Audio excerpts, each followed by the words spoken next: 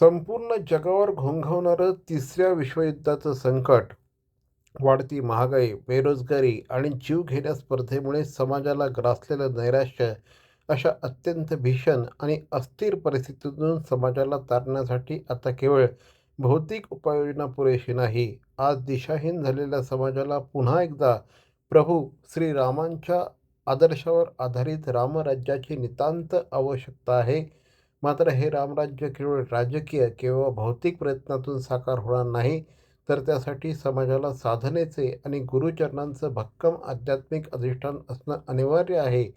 जेव्हा समाजाची आध्यात्मिक श्रद्धा प्रत्यक्ष सुशासनात प्रवृत्ती होईल, तेव्हाच खऱ्या अर्थाने रामराज्याची पहाट होते, असे ओजस्वी प्रतिपादन सनातन संस्थेचे प्रवक्ता अभय वर्तक यांनी केलं. सनातन संस्थेच्या वतीने CKP हॉल येथे एका अतिशय दिव्य कार्यक्रमाचं आयोजन करण्यात आलं होतं. गुरुपौर्णिमा महोत्सवात ते बोलत होते. यंदा संस्थेच्या वतीने मराठी, हिंदी, गुजराती, कन्नड, इंग्रजी, तेलुगू, मल्याळम आदी भाषांमध्ये देशभरात 81 ठिकाणी, तर ठाणे जिल्ह्यात मुंबई, ठाणे, रायगड जिल्ह्यामध्ये 9 ठिकाणी हा महोत्सव संपन्न होत असल्याचं यावेळेस सच्ची सनातन भारतीय संस्कृती संस्थेच्या वतीने सांगण्यात आलं.